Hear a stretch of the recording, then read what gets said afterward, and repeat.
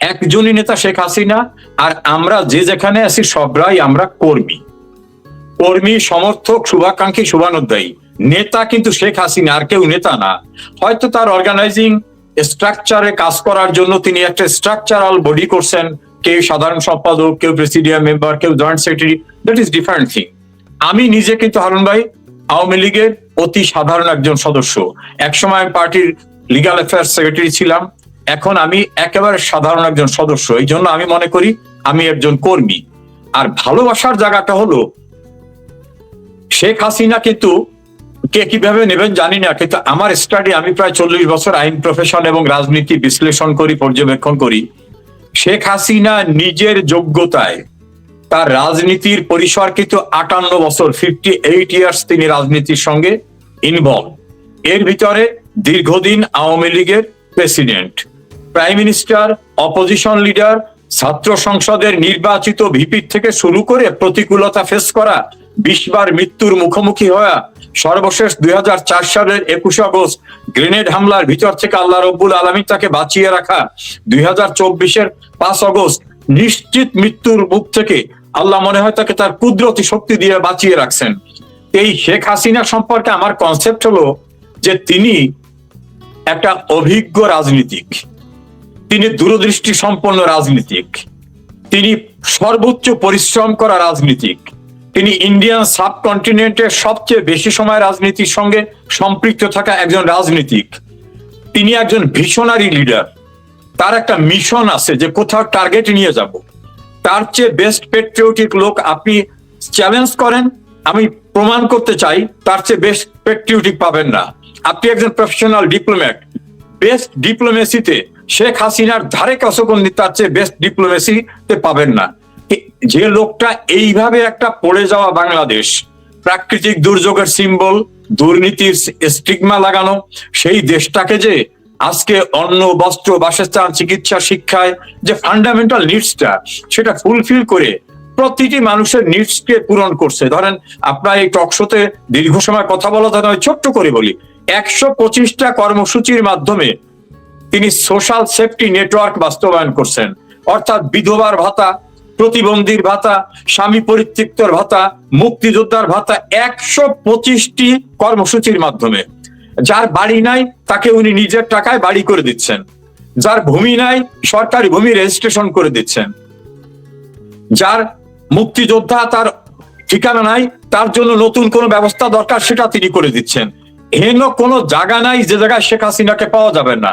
তারপর দেখেন তারেক রহমান একদিন একটা ইন্টারভিউ দিয়ে মতিউর রহমান চৌধুরীর সঙ্গে আর একটা এনটিভিতে বলছিল যে একটা দেশে, শুধু বাংলাদেশ না, পৃথিবীর কোনো দেশেই সম্ভব না যে একই সঙ্গে দোকানে, শপে, বাড়িতে, ইন্ডাস্ট্রিতে বিদ্যুৎ দেবেন। এটা সম্ভব না, এক জায়গায় সাপ্লাই দিতে আর এক জায়গা বন্ধ করতে হবে। শেখ হাসিনা দেখাই দিলেন যে শতভাগ বিদ্যুতায়িত করা যায়। ইন্টারনেট ব্যবস্থা, তারেক রহমানের মা যখন ফ্রি ইন্টারনেটের অ্যাপ্রোচ ছিল তিনি নিলেন না, শেখ হাসিনা সেটা কিনে দেখালেন যে গ্রামের প্রত্যঞ্চল হয়ে কাজের মহিলার থেকে শুরু করে রিক্সাওয়ালার হাতে ইন্টারনেট। এখন একটা মোবাইল কিনতে গেলতে লাগতো 1,20,000 টাকা, ফোন করলে বিল, ফোন রিসিভ করলো বিল। শেখ হাসিনা সেটা দেখাই দিলেন যে 500 টাকায় মোবাইল চলে এবং বিলের অবস্থা এইরকম ভাবে। অর্থাৎ মানুষের ওই যে বললাম অন্ন, বস্ত্র, বাসস্থান, চিকিৎসা, শিক্ষা। তারপর দেখেন ইনফ্রাস্ট্রাকচারের কথা যদি বলেন, কেউ অতীতে কল্পনা করছে যে ঢাকা থেকে ট্রেন যাবে এবং মেরিন ড্রাইভওয়ে? কেউ ভেবেছে বাংলাদেশের মতো একটা দরিদ্র দেশ নিজের টাকায় পদ্মা সেতু হবে, মেট্রো রেল হবে, এলিভেটেড এক্সপ্রেস হবে, সিঙ্গাপুরের চাঙ্গি এয়ারপোর্টের মতো 3rd টার্মিনাল হবে? এটা শেখ হাসিনা করে দেখিয়েছেন। একজন মানুষ দরিদ্র নাই, চিকিৎসাহীন অবস্থা নাই, প্রতিটি ডিভিশনে একটি বিশ্ববিদ্যালয় করে দিয়েছেন, হসপিটাল করে দিয়েছেন। ফলে মানুষের যে ফান্ডামেন্টাল নিডসটা, এই নিডসটা স্টাডি করতে পারছিলেন শেখ হাসিনা। উনি মানুষের মনকে জরিপ করতে পেরেছিলেন। সে কারণে বাংলাদেশের মানুষ এখন চায়, যারা তার বিরোধিতা করেছে, ধরেন অ্যাডভোকেট মহাসিন রশিদ, বাংলাদেশের একজন প্রখ্যাত লয়ার, উনি মাঝে দেখলাম একটা প্রোগ্রাম এসে উনি বলতেছেন শেখ হাসিনার কাছে ক্ষমা চাই, দেশবাসীর কাছে ক্ষমা চাই। শুধু ক্ষমা চাই না, এভাবে বলতেছে, ক্ষমা চাই আমি শেখ হাসিনার বিরোধিতা করে অন্যায় করছি। বিএফইউজের সাংবাদিকের প্রেসিডেন্ট আজিজ সাহেব তিনি বলছেন আমি ইউনূসের পক্ষে কথা বলেছি, শেখ হাসিনার বিরোধিতা করেছি, লিখেছি। আমার মনে হচ্ছে আমি একটা রামছাগল, শেখ হাসিনাই যথার্থ ছিল। অর্থাৎ শেখ হাসিনা যে পারফেক্ট স্টেটমেন্ট ছিল এইটা তারা বুঝতে পেরেছে। ফলে যারা শেখ হাসিনার বিরোধিতা করছিলেন তারাও কিন্তু এখন চাচ্ছেন শেখ হাসিনা দেশে ফিরুক। আর শেখ হাসিনার শুভাকাঙ্ক্ষী যারা ধরেন আওয়ামী লীগ করে না, NAP, communist party, workers party, Jasad, Basad, বিভিন্ন দল করে না মুক্তিযুদ্ধের পক্ষে, তারাও কিন্তু সারাদিন শেখ হাসিনাকে গালিগালাজ করতো, আর এই মুক্তিযুদ্ধের চেতনার কথা বলে উনি একা সবকিছু করে। তারা এখন বলতেছে যে আসলে মুক্তিযুদ্ধের চেতনাকে যদি সিকিউর করতে হয়, সেভ করতে হয়, প্রোটেক্ট করতে হয়, শেখ হাসিনার কোনো বিকল্প নাই। সে কারণে শেখ হাসিনার বাংলাদেশের প্রত্যাবর্তন তার জন্য না, দেশের জন্য অনিবার্য হচ্ছে। এবং যারা তার বিরোধিতা করছিলেন তারাও বলছেন শেখ হাসিনা দেশে আসুক, তাকে ছাড়া এই বাংলাদেশকে ধরে রাখা যাবে না। ফলে আমি আওয়ামী লীগের শুধু না, যারা মুক্তিযুদ্ধের পক্ষে NAP, communist party, workers party, social organisation করেন, কালচারাল অর্গানাইজেশন করেন, সবাইকে অ্যাপ্রোচ করব, হাম্বেল রিকোয়েস্ট করব, আমার আর্নেস্ট অ্যাপিল হবে, আপনারা প্রস্তুত হন।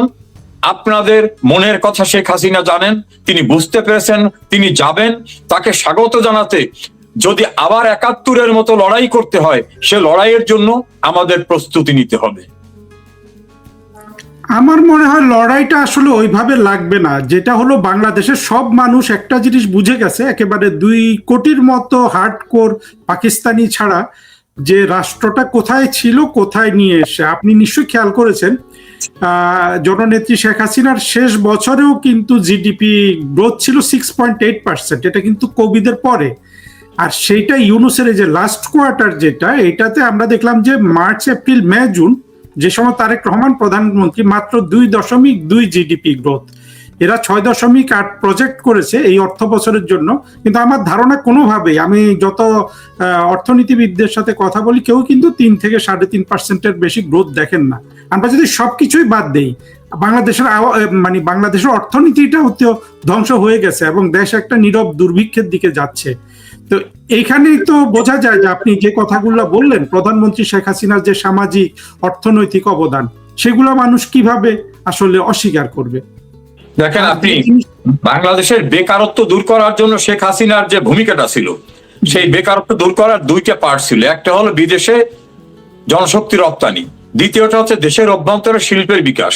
তা বাংলাদেশের ভিতরে শিল্পের বিকাশ না, 300 শিল্প বন্ধ হয়ে গেছে। বিদেশে জনশক্তি রপ্তানি না, জনশক্তি যা ছিল তা বাংলাদেশে পাঠিয়ে দিচ্ছে। ফলে বাংলাদেশের যে অর্থনীতির যে গ্রোথটা, এই জিডিপির হারটা বাড়বে কিভাবে? বাড়ার যে সব সোর্সগুলো কোলাপস হয়ে পড়ছে। এই অবস্থায় আর এইটা যদি চলতে থাকে, আর ওয়ার্ল্ডের কোন দেশ থেকে কিন্তু বড় ধরনের কোন সাহায্য এখন পর্যন্ত দৃশ্যমান না, এই অবস্থায় চললে তো দেশের উপর একটা ভয়াবহ দুর্ভিক্ষ নেমে আসবে। এই দুর্ভিক্ষ নেমে আসার মতো পরিস্থিতিটা কিন্তু রাষ্ট্রের ফেইলিওর, অর্থাৎ শেখ হাসিনাকে তাড়াবার পর যারা ক্ষমতা আসছিলেন এবং তার ধারাবাহিকভাবে এখন যারা আছেন, কন্টিনিউয়াসলি এরা সম্মিলিতভাবে কিন্তু সেই জায়গাটা সৃষ্টি করছে।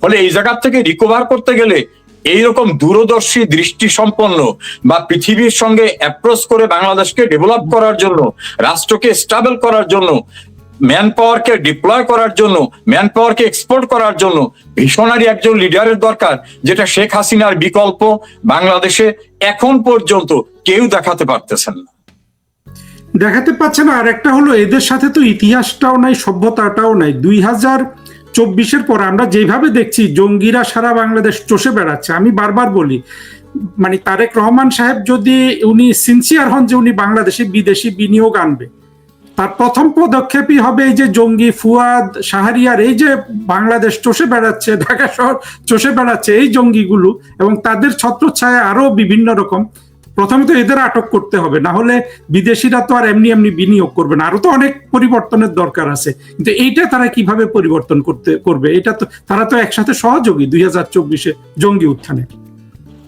প্র্যাকটিক্যালি হারুন ভাই, বাংলাদেশের রাজনীতির কিন্তু যদি অ্যাজ এ হোল দেখেন, 2টি ধারা। একটি আওয়ামী লীগের নেতৃত্বে মুক্তিযুদ্ধের ধারা, আর একটা হল এন্ট্রি আওয়ামী লীগ। তো এন্ট্রি আওয়ামী লীগ যারা, এরা কিন্তু রিহ্যাবিলিটেশন হয়েছে বিভিন্ন ভাবে। ধরেন ৭১-এ হেরে যাওয়ার পরে কিন্তু তারা নিঃশেষ হয়ে যায়নি। তারা যখন বঙ্গবন্ধুকে খুন করার পর যারা ক্ষমতা আসলো, মোস্তাক, সায়েম, জিয়া, তাদের আপনি চোখ বন্ধ করে মনের দৃষ্টিতে তাকাই দেখেন যে কিভাবে গোলাম আজমকে দেশে পাকিস্তানি পাসপোর্ট নিয়ে আসতে দেওয়া হলো, কিভাবে স্বীকৃত স্বাধীনতা বিরোধী শাহাজিজকে প্রধানমন্ত্রী করা হলো, মশিউর রহমান জাদু মিয়াকে কিভাবে এস্টাবলিশ করা হলো, মাওলানা মান্নানকে কিভাবে এস্টাবলিশ করা হলো। এইভাবে ধারাবাহিকভাবে এরশাদের সময় দেখবেন একই ধারা, খালেদা জিয়ার সময় একই ধারা, অর্থাৎ আওয়ামী লীগ এন্ট্রি পলিটিক্সটার ভিতরে কিন্তু তারা মিক্সড হয়ে একটা চানাচুরের মতো হয়ে তারা দাঁড়াই গেছে। ওই মানুষগুলো কিন্তু বিচ্ছিন্ন না, ওরা হলো মুক্তিযুদ্ধের পক্ষে রাজনীতির প্রতিপক্ষ। ফলে তাদেরকে প্রধানমন্ত্রী তারেক রহমান বাদ দিতে পারবেন এটা ভাবাটা বোধহয় সঠিক হবে না। না, তারা পারবে কিভাবে? পারলে তো তারেক রহমানকে তারা ফেলে দিবে যদি সেটা কোনো ধরনের অ্যাটেম্প্ট করে। আরেকটা জিনিস আপনি যেটা বললেন, এটার সাথে যে জিনিসটা আমি একটু যোগ করতে চাই, এই ধারাটাকে ঠেকানোর জন্য আওয়ামী লীগও যথেষ্ট কাজ করেছে, সেটাও কিন্তু আমাদের কাছে প্রতীয়মান হয় না।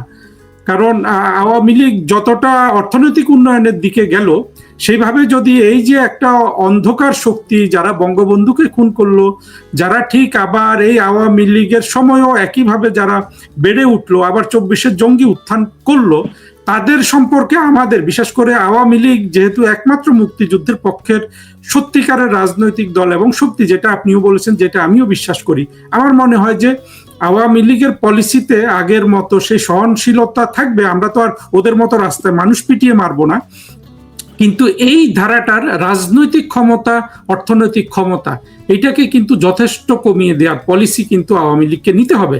কারণ 10 বছর 15 বছর শেখ হাসিনা বা তারপরে কোনো নেতা রাষ্ট্রটাকে একটু উন্নত করবেন, আবার ওরা এসে সব ধ্বংস করে দিবে, এটা তো একটা এন্ডলেস সাইকেল হতে পারে না। আপনি কি বলবেন? আমি আপনার সঙ্গে শতভাগ একমত। পৃথিবীর কোন দেশেই পরাজিত শক্তি, অর্থাৎ একটা বিপ্লবের পরাজিত শক্তি, আমরা তো একটা বড় ভয়াবহ বিপ্লবের মধ্য থেকে স্বাধীনতা পেয়েছি, সেই বিপ্লবের প্রতিপক্ষকে রিহ্যাবিলিট করা, পুনর্বাসন করা এবং তাদের মেইন স্ট্রিমে নিয়ে আসা, রাষ্ট্র ক্ষমতায় বসানো। ধরেন আব্দুর রহমান বিশ্বাস এদেশের প্রেসিডেন্ট হয়েছিলেন, তিনি স্বাধীনতার সপক্ষের মানুষ না, তার অন্য কোনো ত্রুটি না থাকলে এই জায়গাটা তো এরকম ভাবে অনেক জায়গায়। তবে শেখ হাসিনা কিন্তু 2008-এর নির্বাচনের পর ক্ষমতা এসে যারা স্বাধীনতা বিরোধী বড় ধরনের অপরাধ করেছিল তাদের কিন্তু বিচার শুরু করেছিলেন, অনেকের বিচারের রায় কার্যকর করেছিলেন, কিন্তু তাকে অনেক দিকগুলো সামাল দিতে হয়েছে। একটা অর্থনীতিকে পুনর্গঠন করতে হয়েছে, ইনফ্রাস্ট্রাকচার ডেভেলপমেন্ট করতে হয়েছে, লাইফ স্ট্যান্ডার্ড মানুষের জীবনমানকে উন্নত করার চেষ্টা করতে হয়েছে, বিদেশিদের সঙ্গে মোকাবেলা করতে হয়েছে, দেশের অভ্যন্তরে প্রশাসন, বিভিন্ন বাহিনীতে নানা রকম হ্যাজার্ড, সেগুলোকে মোকাবেলা করতে হয়েছে। আবার মুক্তিযুদ্ধের পক্ষের শক্তির ভিতরে বিভাজন, সেটাকে একটা ঐক্যের জায়গায় আনার চেষ্টা করতে হয়েছে। তাকে একই সঙ্গে কিন্তু অনেক কিছুকে মোকাবেলা করতে হয়েছে। করতে গিয়ে তিনি যখন দেশটাকে একটা ডেভেলপমেন্ট সাইমালটেনিয়াসলি, পাশাপাশি বিচার ব্যবস্থা, মুক্তিযুদ্ধের প্রতিপক্ষকে কিভাবে রহিত করা যায় করতেছিলেন, তখনই কিন্তু এই 24-এর ঘটনাটা ঘটলো। প্রক্রিয়াটা কিন্তু ছিল। তবে এই ক্ষেত্রে আমি আপনার সঙ্গে একমত যে আরো strictly policy making, strategical plan দিয়ে এই জাতীয় বিষধর সাপ অথবা তাদের উত্তরসূরিদেরকে কোনোভাবে রেখে মুক্তিযুদ্ধের ধারাকে অব্যাহত রাখা ডিফিকাল্ট হবে। এটা আওয়ামী লীগের যারা নীতি নির্ধারণী পর্যায়ে আছেন তাদের এই বিষয়টা ভাবতে হবে বলে আমি একজন কর্মী হিসাবে আমিও সেটা মনে করি। আপনাকেও ধন্যবাদ। আমার মনে হয় এটা আমাদের জন্য খুবই গুরুত্বপূর্ণ, কারণ আমরা মুক্তিযুদ্ধের পক্ষের আমাদের নেতারা, সে বঙ্গবন্ধু থেকে শেখ হাসিনা, দেখলাম বঙ্গবন্ধু রাষ্ট্রটা তৈরি করে দিলেন, শেখ হাসিনা রাষ্ট্রটাকে অর্থনৈতিকভাবে সমৃদ্ধ করলেন, কিন্তু সেখানে বঙ্গবন্ধুকে খুন করে ফেলা হলো, আবার শেখ হাসিনাকে খুন করে ফেলতে চেয়েছিল। এই যে একটা মানুষ। এবং আরেকটা জিনিস আমি বারবার বলছি যে বাংলাদেশে দেখা গেছে যে যদি আমরা ধর্মীয় দৃষ্টিভঙ্গি থেকে দেখি, শেখ হাসিনা সবচেয়ে ফরেজগার মানুষ, উনি তাহাজ্জুদের নামাজ পড়েন, কিন্তু ওনাকে বলা হয় কাফের, ওনাকে বলা হয় মুশরিক, ওনাকে বলে হিন্দু, দিল্লি দাসী। আবার প্রকৃতপক্ষে দেখা যাচ্ছে যে বদরুদ্দিন ওমর, এই যে দ্রিকের শহীদ, এইসব নাস্তিককে রক্ষাকারী, সলিমুল্লাহ খানের মতো নাস্তিক, ফরহাদ মজারের মতো নাস্তিককে রক্ষা করি, জামাতের কিন্তু কোনো সমস্যা হয় না, জামাতকে কেউ কিন্তু কাফের বলে না, কিচ্ছু বলে না। তো এই জায়গায় যে রাজনৈতিক চাতুর্য, সেই জায়গায় আমার মনে হয় আওয়ামী লীগের অনেক বেশি স্টাডি করার প্রয়োজন আছে, কারণ এত চাতুর্যের সাথে এটা তো আসলে রাজনৈতিক চাতুর্য। এখানে আমরা যেভাবে ভাবি তারা তো সেভাবে ভাবে না। দেখুন, আওয়ামী লীগ একটা উদার রাজনৈতিক দল, লিবারেল।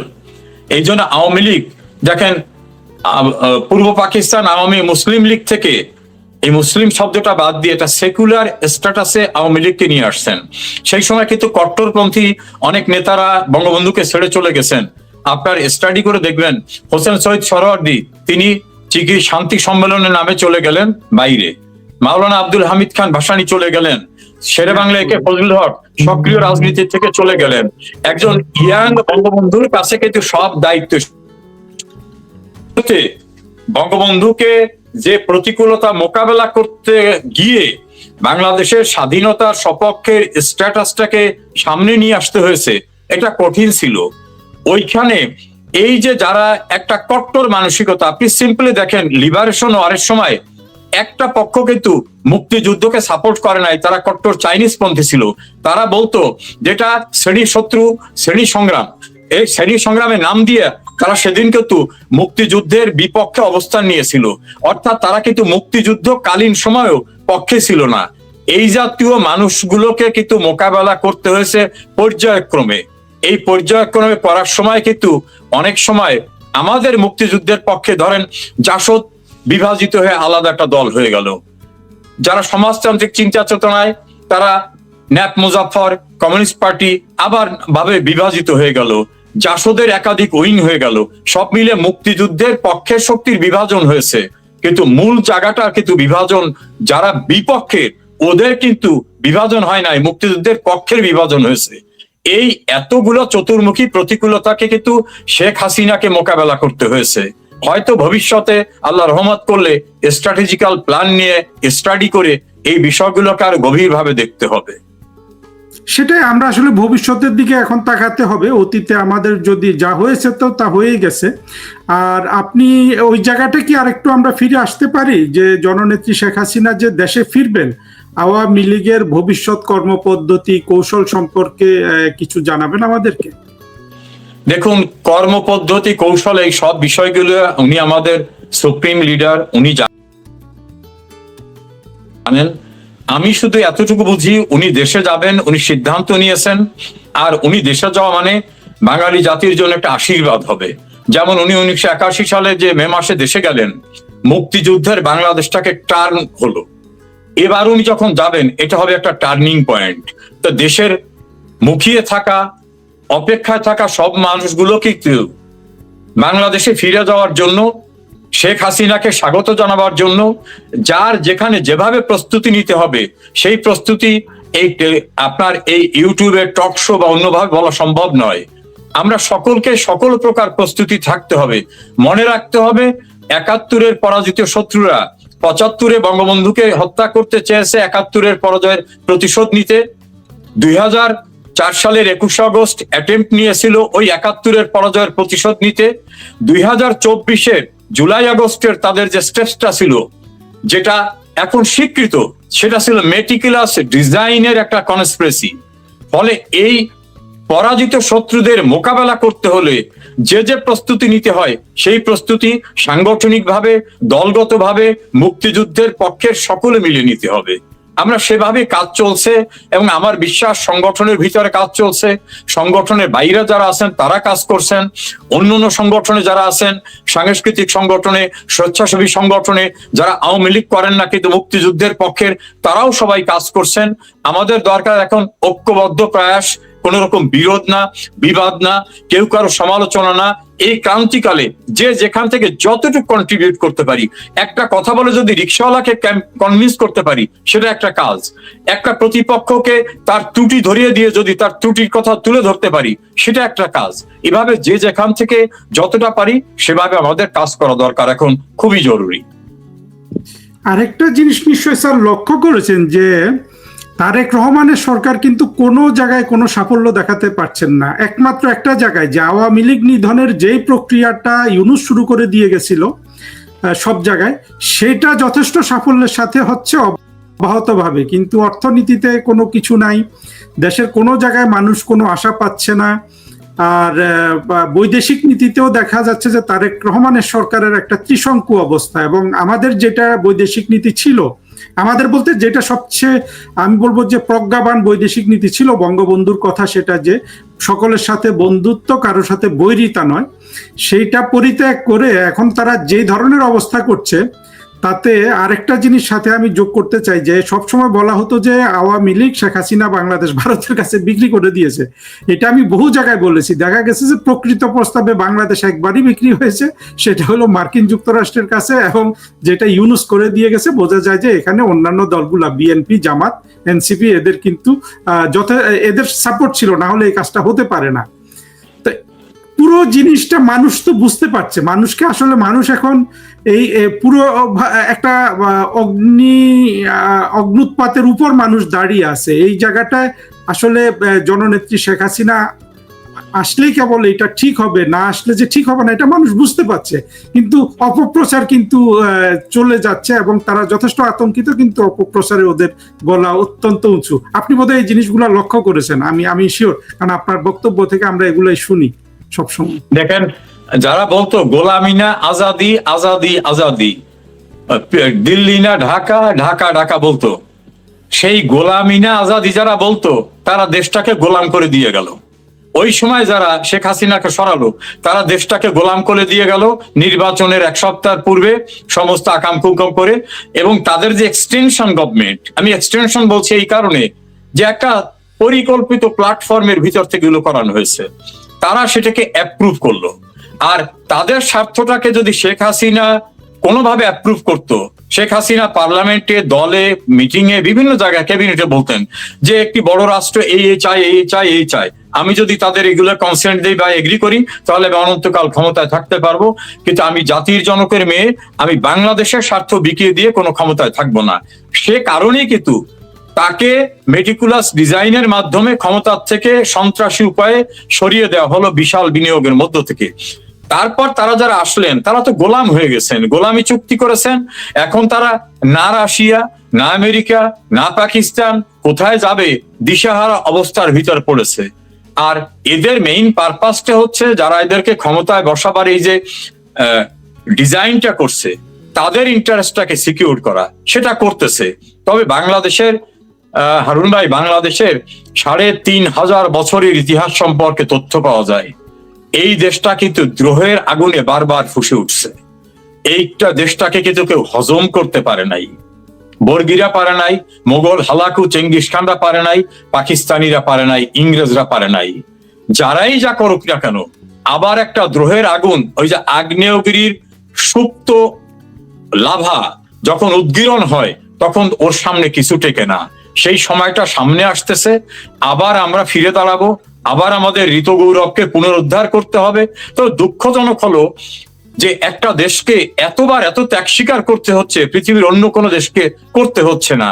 সেই 1947-এ, তারপর ধরেন তার পূর্বে মোগল সাম্রাজ্যের আমলে আপনি দেখেন 71 সালে যে বিশাল ত্যাগ স্বীকার করতে হলো, আবার এখন ত্যাগ স্বীকার করার পর্যায়ে সেখানে আমরা, ফলে বারবার আঘাত আসতেছে, প্রতিঘাত করে। ওই যে একটা কথা আছে যে তাদের তথাকথিত বিপ্লবের এগেনস্টে প্রতি বিপ্লব বা প্রতি আঘাত করে আমাদের আবার আমাদের ঋত গৌরবকে ফিরে আনতে হবে। এবং আমার বিশ্বাস শেখ হাসিনার জীবদ্দশায় ইনশাল্লাহ আমরা সেই ঋত গৌরব পুনরুদ্ধার করতে পারবো। আরেকটা জিনিস, আমরা যখন শেখ হাসিনার বক্তব্য শুনি আমরা দেখি যে একদিক থেকে তিনি আগের চেয়ে অনেক বেশি দৃঢ় সংকল্পবদ্ধ, ওনার মধ্যে তেমন কোনো ক্ষোভ নাই, প্রতিশোধ পরায়ণতা নাই, কিছুই নেই। আমরা জানি যে সম্প্রতি আপনার সাথে জননেত্রী শেখ হাসিনার দেখা হয়েছে, আপনি ঠিক দেখেছেন কি, তার স্পিরিটটা কি দেখলেন, এগুলো অনেকে জানতে চায়, আমাদের কি একটু জানাবেন? দেখুন, আমার সৌভাগ্য মাননীয় নেত্রীর সঙ্গে আমি দেখা করার সুযোগ পেয়েছি। তাকে আমার মনে হয়েছে তিনি শারীরিকভাবে পরিপূর্ণভাবে সুস্থ, তাকে মনে হয়েছে তিনি উদ্যমী, আমার মনে হয়েছে তার অভিজ্ঞতার ভান্ডারটা বৃদ্ধি পেয়েছে।